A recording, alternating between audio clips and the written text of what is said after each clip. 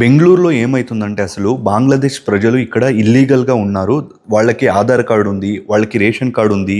And government నుంచి some facilities కూడా దొరుకుతుంది. అండ్ ఇంకొకటి లోన్ కూడా అప్రూవల్ అయింది. దీన్నంతా సెర్చ్ చేసి ఒకరు పునీత్ కెరియాలే అని తను ఎవరంటే సోషల్ యాక్టివిస్టు లేదంటే హిందూ పర పోరాటగారు మీన్స్ హిందూ సంఘటనలు ఉంటుంది కదా! సో దాంట్లో ఒక మెంబర్. సో వాళ్ళ గురువు ఎవరంటే నార్మల్‌గా ఇక్కడ యువ బ్రిగేడ్ అని రన్ చేస్తారు. నార్మల్‌గా చక్రవర్తి సూలిబెల్లె అని వాళ్ళ గురించి చాలా ట్రోల్స్ అయితుంటుంది. సో ఈ పునీత్ కెరియాలే ఏం చేస్తారంటే నార్మల్‌గా బంగ్లాదేశీ దాంట్లో కూడా మెయిన్‌గా తెలుగు వాళ్ళు ఎక్కువగా ఉండే ప్లేసెస్‌లోనే ఇప్పుడు ఎగ్జాంపుల్ మార్తళి కానీ, వైట్‌ఫీల్డ్ కానీ లేదంటే సిల్క్ బోర్డ్ నుంచి ఇటు కేఆర్పురం దాకా సో ఈ ఏం ఉన్నారో వీళ్ళంతా కూడా బంగ్లాదేశీ వాళ్ళు వచ్చేసి షెడ్‌లో వేసుకొని ఉంటారు. సో వీళ్ళని ఎవరు తీసుకొస్తారంటే నార్మల్‌గా ఇప్పుడు కన్స్ట్రక్షన్ వర్క్ ఉంటుంది కదా! కన్స్ట్రక్షన్ వర్క్ మన కన్నడ వాళ్ళు కానీ, తెలుగు వాళ్ళు కానీ లేదంటే తమిళ్ వాళ్ళు కానీ అంత డబ్బులు ఎక్కువ అడుగుతారు.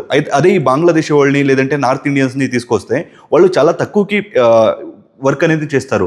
సో ఇప్పుడు ఏమైతుందంటే వీళ్ళ నుంచి ఎంత బెంగుళూరు అనేది చెడ్డ పేరు వస్తుందంటే మ్యాక్సిమం క్రైమ్స్ అనేది ఈ నార్త్ ఇండియన్స్ లేదంటే ఈ బంగ్లాదేశ్ వాళ్ళ నుంచినే అవుతుంది.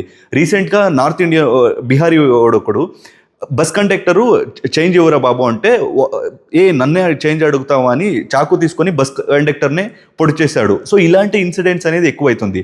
అండ్ లాస్ట్ ఇయర్ చూసుకుంటే అద్దెకి ఉండే బంగ్లాదేశీ వాళ్ళు లేదంటే నార్త్ ఇండియన్స్ నార్మల్గా ఏం చేస్తున్నారంటే ఓనర్నే చంపేశారు. సో బెంగళూరులో ఎవరైనా తెలుగు వాళ్ళు ఉంటే కొంచెం జాగ్రత్తగా ఉండండి. అండ్ ఇక్కడ గవర్నమెంట్ కూడా అంత కోఆపరేటివ్గా లేదు. కాంగ్రెస్ అది ఓట్ బ్యాంక్ కోసం అలా చేస్తుందో లేదంటే నార్మల్గా ఏం చేస్తుందో లేదు. సో ఇప్పుడు నార్మల్గా అటు సెంట్రల్ గవర్నమెంట్ మిస్టేక్ కూడా ఉంది. సో వీళ్ళంతా ఎలా వస్తున్నారు, ఎక్కడి నుంచి వస్తున్నారు, దాన్ని అంతా చూసుకోవాలి కదా సెంట్రల్ గవర్నమెంట్. సో దాన్ని చూసుకోకుండా ఇక్కడ కర్ణాటకలో ఏమవుతుందంటే పునీత్ కెరియాలేని అరెస్ట్ చేస్తున్నారు.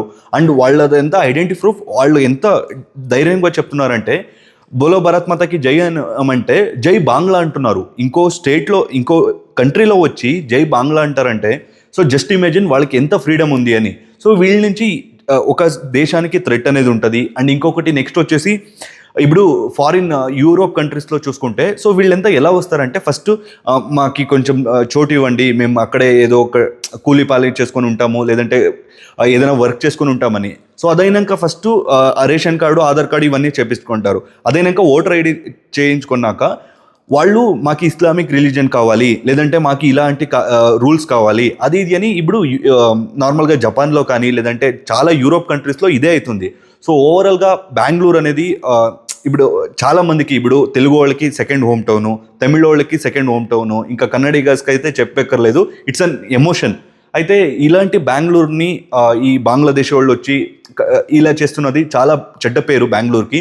సో ఇకపైనైనా గవర్నమెంట్ వాళ్ళు ఇది చేసుకోవాలి, అంటే ఒక కేర్ తీసుకొని వాళ్ళనంతా కంట్రోల్ చేయాలి.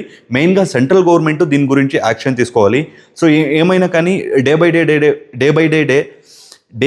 డే బెంగళూరులో నార్మల్గా కొంచెం బంగ్లాదేశీ పీపుల్స్ అనేది ఎక్కువ అవుతున్నారు. దాంట్లో కూడా మెయిన్గా నార్త్ ఇండియన్స్. సో వాళ్ళంతా వస్తున్నది మెయిన్ చెన్నైకి వెళ్ళరు వాళ్ళు. ఎందుకంటే చెన్నైలో తమిళ్ తెలిస్తేనే మీకు తెలిసి ఉంటుంది. చెన్నైలో తమిళ్ కంపల్సరీ తెలియాలి. అదే హైదరాబాద్ లేదంటే బెంగళూరు అయితే ఇక్కడ ఏం లాంగ్వేజ్ వారేం అంత ఒకటి లేదు.